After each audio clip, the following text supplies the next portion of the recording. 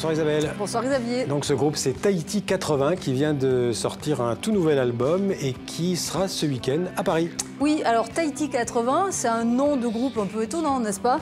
Mais ne cherchez pas les fleurs de tiare à leur cou, vous n'en trouverez pas parce qu'ils viennent de Rouen. Voilà, alors 5 copains de fac qui se sont pris un peu au jeu.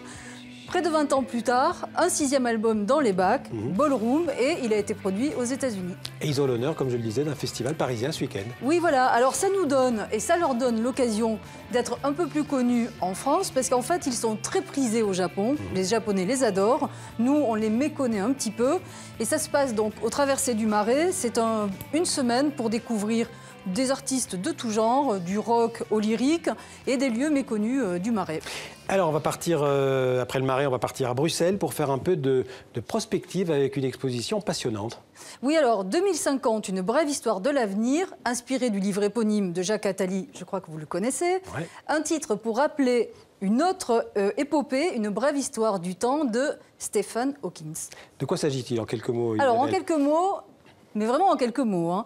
Pas moins qu'un tour d'horizon de ce qui nous attend dans 3 décennies et demie, 70 œuvres convoquées pour illustrer de grandes thématiques comme la raréfaction des ressources ou les conflits mondiaux.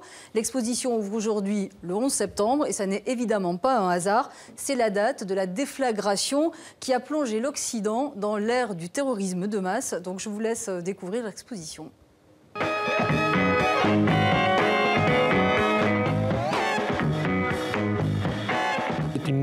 Un moment de bascule qui a son actualité avec ce qui se passe à Palmyre, la destruction des grandes villes de la Mésopotamie.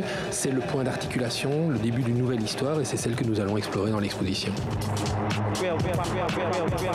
On balaye toute une série de thématiques, de grandes thématiques qu'on a dégagées dans les livres de Jacques Attali, qui va de la surconsommation à la guerre, aux religions, et aussi, pour terminer sur une note plus positive, des utopies plus constructives.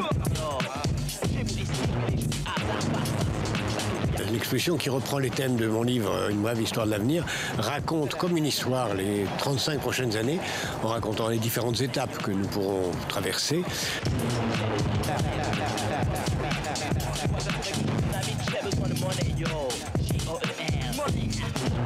Ils ont réussi à Bruxelles à amener les plus grands chefs-d'œuvre de l'art contemporain du monde entier. On voit à la fois des œuvres inquiètes, inquiétantes, alarmantes, mais aussi des œuvres très, très positives. Je suis très heureux de cette exposition. Bon voilà, parfait. Le maître est satisfait, nous aussi j'espère. Donc cette exposition au Musée Royal à Bruxelles aura son pendant parisien avec le Louvre. Le 24 septembre ouvre donc 2050 à Paris. Alors on retourne à la musique. Téléphone est mort, vive les insus, on peut dire ça? Je vous laisse écouter un petit peu.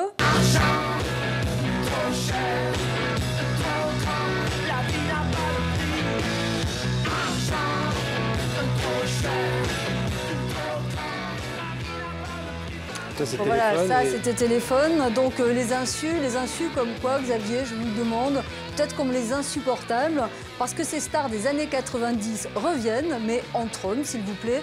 Exit Corinne, la bassiste, qui contrariait, paraît-il, Jean-Louis Aubert.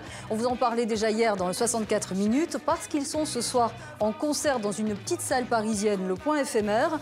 Mais attention, une nouvelle date vient d'être ajoutée. Le 15 septembre, ils seront à Lille, dans le nord de la France.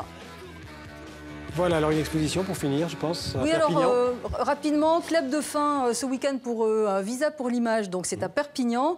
Et rarement le Festival international du photojournalisme n'aura collé à ce point à l'actualité, en évidence dans cette édition 2015, les migrants et Charlie Hebdo, pour ne citer que. Et justement avec une exposition étonnante qui s'appelle « De Harakiri à Charlie ». Voilà, alors pendant 10 ans, 2 photographes, Arnaud Baumann et Xavier Lambourg, avaient photographié les coulisses de Harakiri. Ils n'avaient rien raté de la vie de ces trublions de la presse. Et ils ont fait donc de ces clichés une grosse exposition, mais il faut savoir qu'ils avaient prévu et ils l'avaient proposé au directeur de ce festival avant que toute l'équipe de Charlie Hebdo, ou quasi, ne soit décimée en janvier. Merci Isabelle, on se retrouve demain. Avec plaisir.